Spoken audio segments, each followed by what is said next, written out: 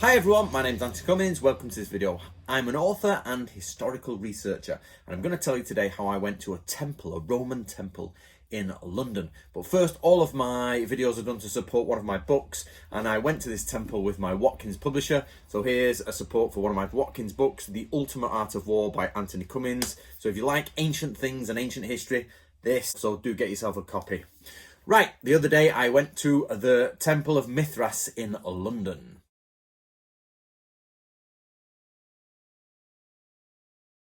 So in the Bloomsburg building in London, they've put together an archaeological reconstruction. Now, I'll be more clear on that in a minute, but of a temple of Mithras that was in Londinium, as it used to be called, in the time of the Romans in the first couple of centuries AD.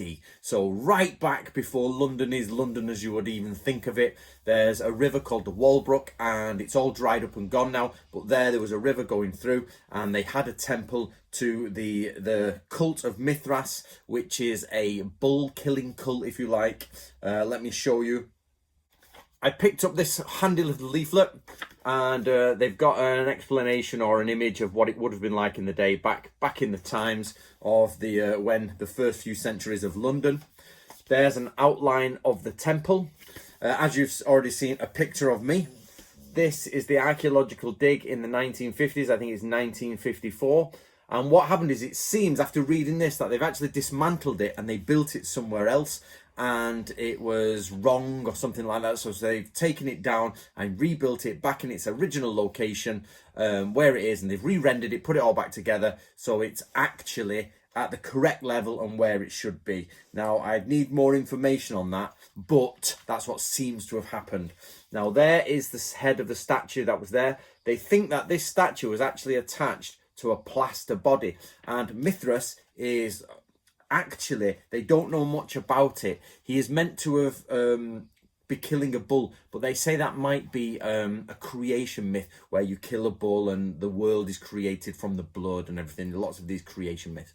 Mythology or creation mythology tends to fall into two parts: the combat myth, where good fights evil, or the sort of spill or rip something else open and create the world. For example, you pull open a bull and the world is created. Or there's a Chinese one where basically there's a creature inside an egg, and you push open the egg and bits fall out and the eye becomes the stars, and it's all a bit like that.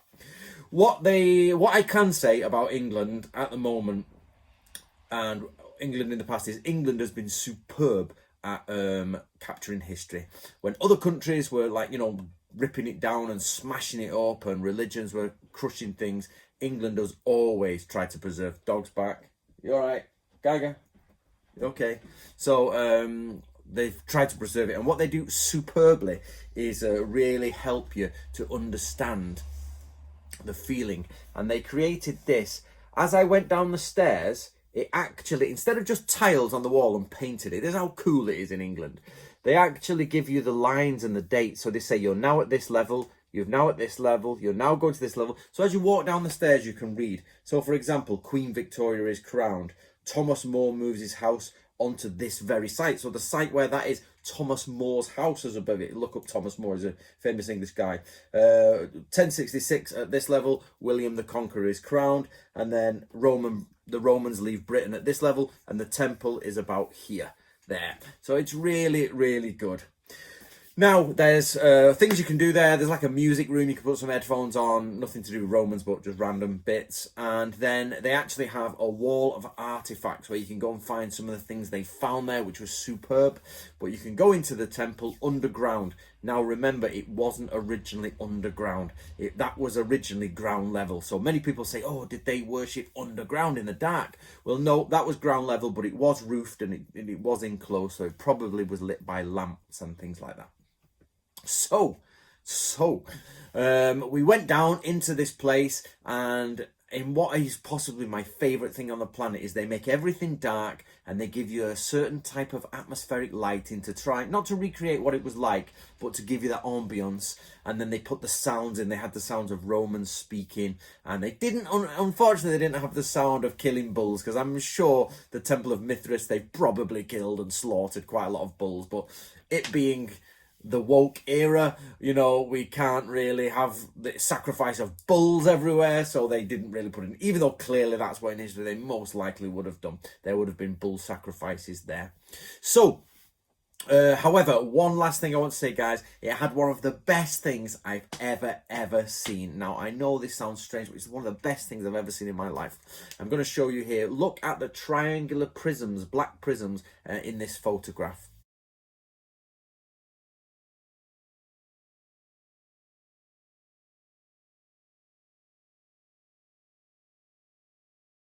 Now, unfortunately, I took this photograph when all the lights were up. So when it was dark, this looked amazing. And what it is these little prisms, they had lights above them that shone down. And they're situated directly above where all the pillars should be. So on the floor, there was a round base where the pillar would have originally been. And in the dark, with the lights coming down, it looked like the actual temple. There was pillars of shadow all the way around. And I thought, that is amazing. They had the sound effects going, no slaughtering of bulls. They had like the chatter of Latin going on, and then these shadows are coming up, so you could see it almost three-dimensionally in reality, like a hologram. It was literally like a hologram, but basic in black. So it was superb. So guys, it's the Bloomsburg building in London, near Walbrook.